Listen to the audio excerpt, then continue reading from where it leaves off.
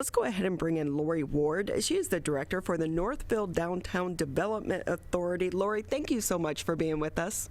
That's my pleasure. We made it through the winter.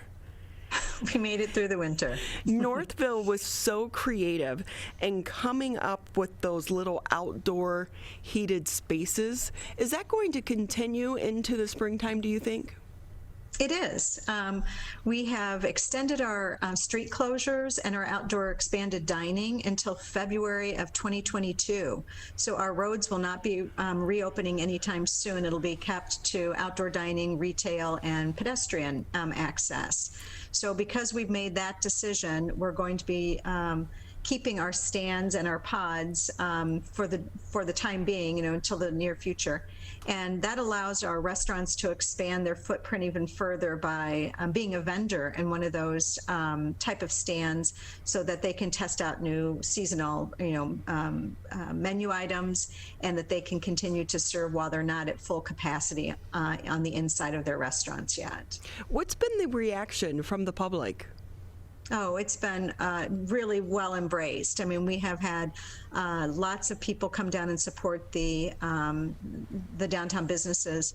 We raised over $150,000 from our community to build the pods and the stands to support the businesses, something that we've never seen before, that kind of generous giving to make sure that they all stayed in business. They didn't want to lose any of the restaurants or retailers that they had come to feel like family. So it was a big effort, and it really paid off. I know that you said they're looking at keeping the streets closed until February 2022, which sounds so weird to me, doesn't it? But I'm going to go ahead and throw my vote in. Just keep it, because it seems to really be beyond the pandemic, a nice way for people to engage and not worry about traffic. Although parking is always kind of an issue, but still, it really is a nice flow to that downtown area. Well, thanks. The traffic has really not been an issue for us. We haven't had any complaints from the neighbors nearby about detours running past their home. We haven't had very many complaints about parking or anything like that. And I believe it's because it's a long-term solution, and we're posting it and people know in advance, unlike maybe a weekend special event that would close it down. They know, and they're making their decisions to route around the downtown at 5 mile, 6 mile, 7 mile. They're not clogging up the downtown with these detours. I think it's been very manageable.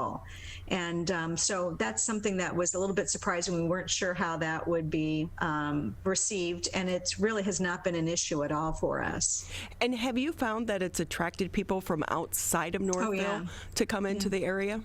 Yeah, we get report from our restaurants and our retailers both that they are really expanding the zip code area from where the purchases are being made. Particularly the retail say that they have been seeing a lot of zip codes that are hour drive away, where people are coming in to eat outdoors, socially distance, and be able to shop and spend the day there. So it's been, I think, really a tremendous help to all particularly to the retailers downtown.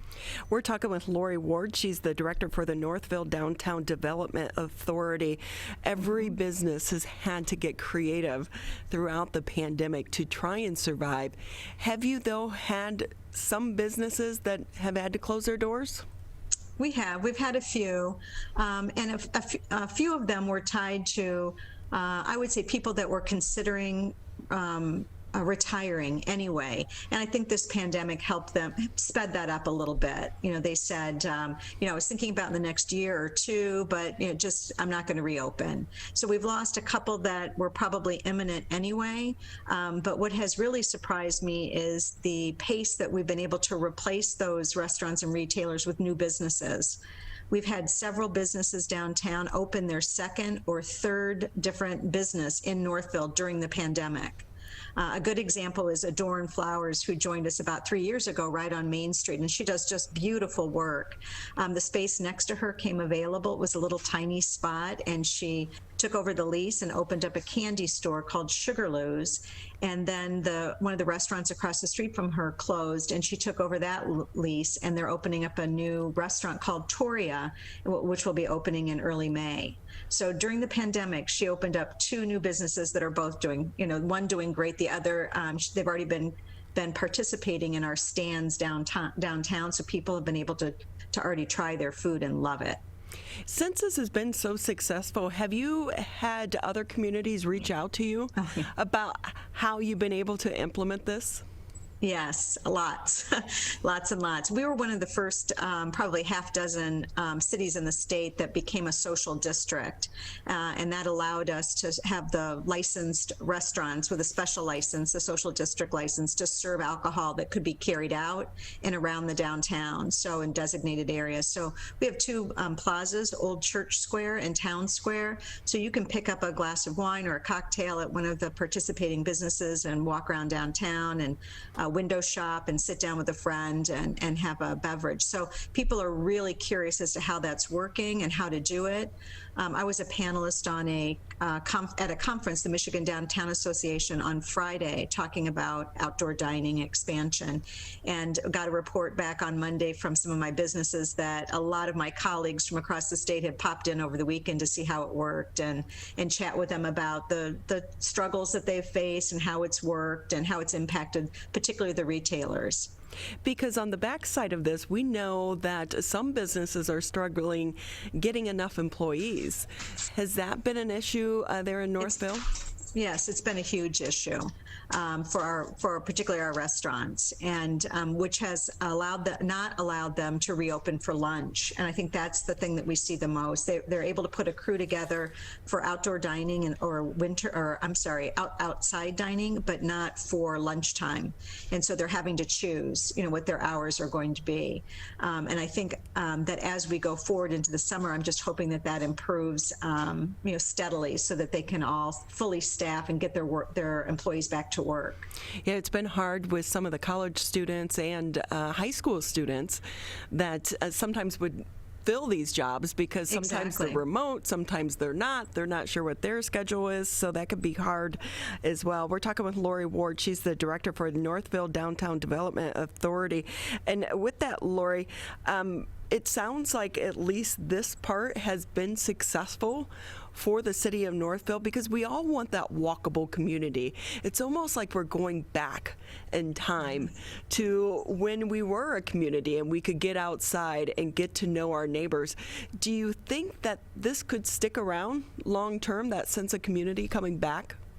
Oh, I do. We get questions about that all the time, about whether we would consider the closures permanently, and whether it's one street or both street, whether we would do it. And so in discussions at a town hall meeting with our residents and our business owners, we said, we'll permit the licenses for one full more year, and we'll be able to see then through the pandemic another full season, each, winter, spring, summer, fall, with the street closures, and see what that impact is. We just don't know yet what the behavioral changes will be once they're reopened fully. We don't know whether those visitors that we've attracted now from Birmingham and Brighton and Lansing will continue to come if their own stores and restaurants are reopened fully. So this kind of allows us another test for a year, just to see what the traffic continues to be. And if we continue the numbers that we have now, I think we will consider some sort of permanent closure. Lori Ward with us here on the MegaCast. With that, Lori, if someone has not been to the area since you implemented this, what is their first place they should go to? Oh, gosh. Well, Town Square is in the middle of our downtown, and it has tables and chairs, and in the spring it'll have umbrellas and heaters. It has 2 dining stands, and then right across the street, stand-up pods where people can eat, in a covered environment. And so that kind of puts you right into the middle of the town, and you can see all your choices for restaurants and the retail that's open, or at one of these public stands, you can get something to eat or drink there. So I think that's a good starting spot for people when they come into town. And then as the weather turns better, we'll continue to have outdoor music every Friday and Saturday night throughout the summer and into the fall. So when you get the outdoor music, what's it been like to try to book some of these musicians in the middle of a pandemic? Because we're seeing a surge right now in the numbers. We are. So what we have done in previous years, we've had concerts which have attracted a full stage, full bands, might have 6, 7, 8 members in their band. And they performed and provided a show for people. So they would come and sit down with lawn chairs, shoulder to shoulder, and sit together for 2.5 hours. So we thought we really can't do that. So last year we spread it out. We had the music on both Center and Main Street in different locations, a single musician or a duo, and we tried to place them in a way that people couldn't have easy access to them. And so they would maybe be behind the clock, or this winter, we actually had them in the lobby of our marquee theater with speakers out on the sidewalk. So the music was more of background music for ambiance, and not a performance that people were to sit down and watch, for a couple of hours. And I think that really kept people moving, but they were able to enjoy the music, and it kept everybody safe. So I think we just had to be creative in how we provide that music. And how is it working as well with the crowds? Because we know people are looking for things to do with their friends, to get outside. And since you're one of the few communities doing this, is it attracting too many people? That's always a struggle for us. It's a fine line. You want to be able to attract enough people to support the businesses and allow them to flourish, but you don't want to attract too many so that it could be an issue. Through signage and through also discussions with the restaurant owners, relaying to their customers, we ask people when they arrive to come masked and to keep their mask on while they're making their way through the district until they're safely seated to eat and eating and dining. So if they're just wandering around with friends, we ask them to stay masked up, and we have signs that will remind them of that.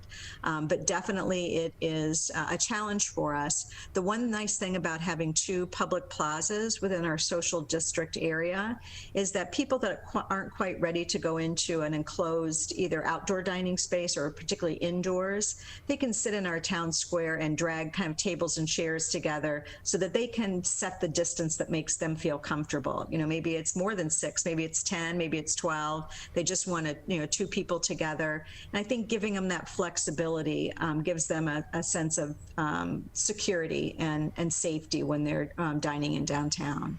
Yeah, that is one thing people should know, is that you need to have your mask on. So even though you are outside, you need to have a mask unless you're sitting down. Has there been any pushback from the public on that?